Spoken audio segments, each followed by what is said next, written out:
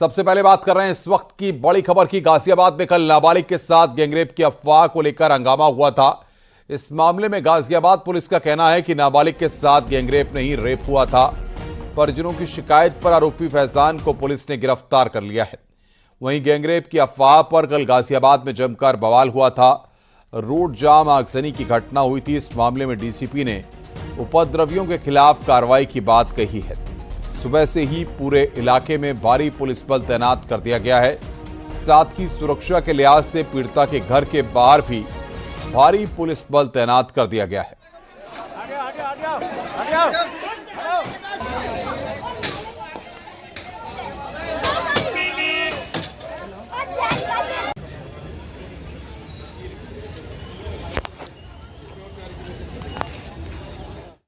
कुछ अज्ञात उपद्रवी लोगों द्वारा एक षड्यंत्र के तहत ये अफवाह फैलाई गई कि पीड़िता के साथ गैंग रेप हुआ है और इसी के चलते उन्होंने रोड जाम किया और कबाड़ी के दुकान में तोड़फोड़ की और आगजनी की।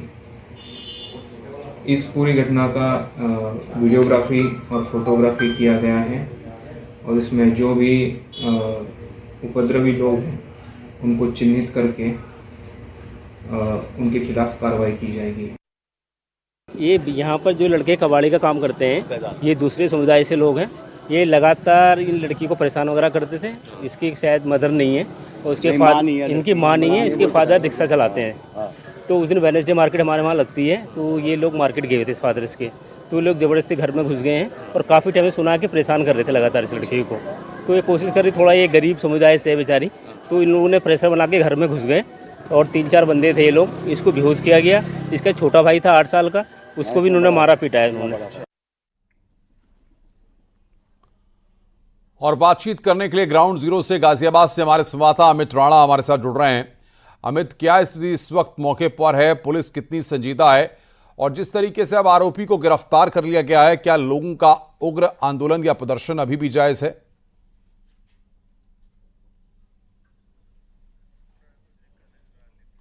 तो कुछ तकनीकी दिक्कत आ रही है। अमित राणा से हमारा संपर्क अभी नहीं हो पा रहा है।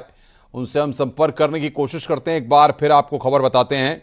गाजियाबाद से एक खबर है जहां पर रेप का आरोपी फैजान गिरफ्तार किया गया है। पहले इस तरह की कल गाजियाबाद में अफवाह फैली कि वहां पर एक युवती के साथ गैंगरेप किया गया है। पुलिस का साफ तौर पर कहना है कि गैंगरेप नहीं, रेप हुआ है और पुलिस ने आरोपी को इस पूरे मामले में गिरफ्तार कर लिया है। लोग सड़कों पर उतर आए थे, जिसके चलते वहां पर जमकर हंगामा हुआ।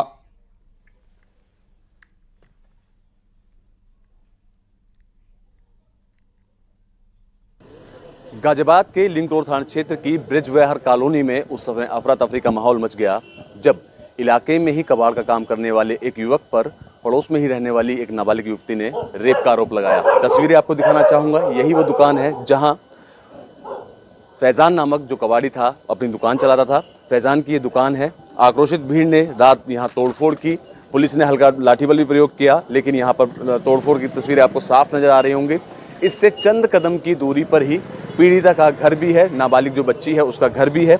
आरोप इस बात का लगाया था पीड़िता ने कि जब वो घर में अकेली थी तभी फैजान उसके घर में एकाएक घुसा, उसके साथ मारपीट की वारदात को अंजाम दिया और जब उसने उसका विरोध किया तो उसके साथ और ज़्यादा मारपीट करने के बाद उसे नशीला पदार्थ सूंघाया। नशीला पदार्थ सूंघाने के बाद उसके साथ रेप की घटना को अंजाम दिया। तस्वीरें आपके सामने है किस तरीके की। यहाँ पर देख सकते हैं जो फैजान है, जो कबाड़ का काम किया करता था। हालांकि पुलिस ने तुरंत उसे हिरासत में ले लिया था और बाद में गिरफ्तार भी कर लिया। कैमरा पर्सन सतीश के साथ अमित राणा, न्यूज़ 18 उत्तर प्रदेश।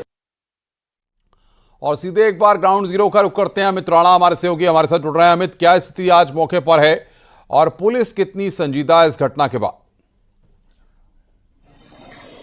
बिल्कुल अनुपम, आपको बताना चाहूंगा जैसे ही 28 तारीख को घर में घुसकर नाबालिग के साथ रेप की घटना को अंजाम दिया, 29 तारीख यानी कि कल परिजनों ने जगह जगह जाम लगाया था, तोड़फोड़ की थी, आगजनी की थी। तस्वीरें आपको दिखाना चाहूंगा। ये वही कबाड़ियों की दुकान है जहां पर ये तोड़फोड़ की गई थी। कल यहां पर उपद्रव मचाया गया था। सामने आपको ई रिक्शा नजर आ जाएगी, ई रिक्शा भी तोड़ी गई है। साथ ही ये छोटा हाथी इसको कहा जाता है, मिनी टेम्पो जिसको कहा जाता है, ये भी यहाँ पर तोड़ा गया है। इस बात की तस्दीक कर रहा है कि कल यहाँ पर जो आक्रोशित परिजन थे उनका गुस्सा देखने लायक था। वहीं जब परिजनों को समझाने के बाद भी वो जब नहीं माने तो पुलिस की तरफ से उनके ऊपर लाठियां भी बांधनी पड़ी। हालांकि अगर आज सुबह की बात की जाए तो तौर पर भारी तादाद में पुलिस बल तैनात कर दिया गया है। वहीं पूरे इलाके में पुलिस की गश्त भी बढ़ा दी गई है। वहीं दूसरी तो अगर बात की जाए, जो आरोपी फैजान था उसको भी पुलिस ने गिरफ्तार कर लिया है, फैजान को, और गिरफ्तार करके जेल भेजने की तैयारी भी की जा रही है। वहीं दूसरी ओर परिजनों का कहना यह भी है अनुपम कि फैजान अकेला नहीं था जिस दौरान इस घटना को कारित किया गया, उसके साथ 3 अन्य साथी भी थे। जैसे ही उनके पीड़िता के पिता से मेरी बात हुई, उनका साफ तौर पर कहना यही था कि फैजान अपने 3 साथियों के साथ घर में प्रवेश करता है और जो फैजान गेट से अंदर जाता है, जबकि 30 उसके साथी बाहर खड़े रहते हैं और अंदर आने के बाद वो मेरी बेटी के साथ मारपीट करता है। सो नशीला पदार्थ सुंघाने के बाद उसके साथ रेप की वारदात को अंजाम देने के बाद वहां से फरार भी हो जाता है। हालांकि जैसे ही ये तहरीर पुलिस को दी गई थी, पुलिस ने तुरंत ही आरोपी फैजान को हिरासत में ले लिया था और देर रात उसको गिरफ्तार भी कर लिया गया है। राजनीति की अगर मैं बात करूं तो इस मामले में भाजपा के जो लोनी से विधायक है, लोनी विधानसभा से विधायक है नंद किशोर गुर्जर, वो तकरीबन 12 बजे आज पीड़िता के पक्ष में थाना लिंक रोड पहुंचेंगे और जो पुलिसकर्मी हैं उनसे बात करने की बात भी उनके द्वारा कही जा रही है। लेकिन एक बड़ा सवाल ये खड़ा होता है कि जहां एक और परिजनों ने कहा था कि एक व्यक्ति है जिसको गिरफ्तार भी कर लिया गया है, जिसका नाम फैजान बताया जा रहा है, फैजान जो कि पीड़िता के घर से महज चंद कदमों की एक कबाड़ी की दुकान पे काम किया करता था, उसने इस वारदात को अंजाम दिया। वहीं अगर पीड़िता की हम बात करें, पीड़िता अपने घर में उस समय अकेली थी। पीड़िता की मां की कई साल पहले मृत्यु हो चुकी है। जो उसके पिता हैं वो पहले से ही ई रिक्शा चलाते हैं। जिस दौरान ये घटना को कारित किया गया, उस दौरान घर में पीड़िता अकेली थी। अकेला पाने के बाद ही फैजान ने इस घटना को कारित भी किया। जब गिरफ्तारी की अगर बात की जाए तो गिरफ्तारी जब करने के लिए हंगामा परिजनों की तरफ से किया गया, यहाँ तमाम संगठन भी इकट्ठे हुए थे। उन संगठनों ने क्या सूरत हाल यहाँ का किया, ये आपके सामने है। तस्वीरें आप देख सकते हैं, ग्राउंड जीरो पे हम फिलहाल खड़े हुए हैं। बिल्कुल, जहां पर तोड़फोड़ हुई वहां से हमारे संवाददाता अमित राणा हमें लाइव अपडेट दे रहे हैं। क्या स्थिति इस वक्त मौके पर है, आगे बढ़ते हैं। रामपुर में पति ने अपनी पत्नी की बेरहमी से पिटाई कर दी। पत्नी की पिटाई का वीडियो भी सामने आ गया है, जिसमें दिख रहा है कि पति अपनी पत्नी की कई महिलाओं के सामने ही बुरी तरह पिटाई कर रहा है। वीडियो सोशल मीडिया पर वायरल होने के बाद पुलिस भी हरकत में आ गई है। वीडियो गंज क्षेत्र का बताया जा रहा है।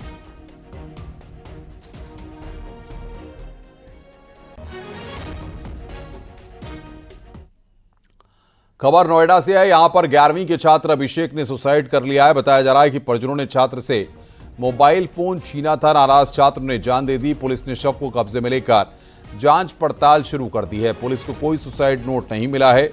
परिजनों का कहना है कि छात्र हमेशा मोबाइल ही देखता था, इसलिए फोन को लिया गया था।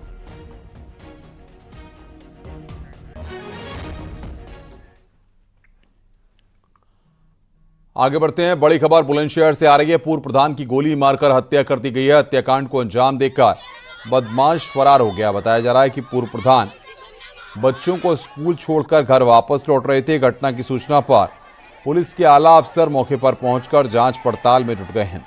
हत्या की वजह पुरानी रंजिश बताई जा रही है। अहमदगढ़ थाना क्षेत्र के डोमला हसनगढ़ इलाके की यह घटना है।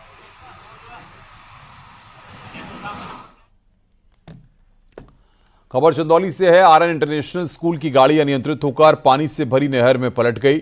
घटना के वक्त मौजूद लोगों ने बच्चों को नहर से बाहर निकाला। घटना में कोई हताहत नहीं हुआ है। पुलिस ने स्कूल की गाड़ी को कब्जे में लिया है। चकिया कोतवाली क्षेत्र का यह पूरा मामला है।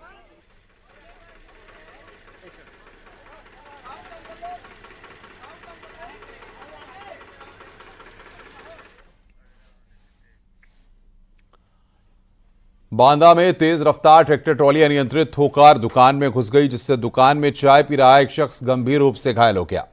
घटना के बाद पुलिस ने ट्रैक्टर ट्रॉली को क्रेन से हटवाया और घायल शख्स को जिला अस्पताल में भर्ती करवाया है। घटना शहर कोतवाली क्षेत्र के इंदिरा नगर गेट के पास की है। बताया जा रहा है कि ड्राइवर नशे की हालत में था।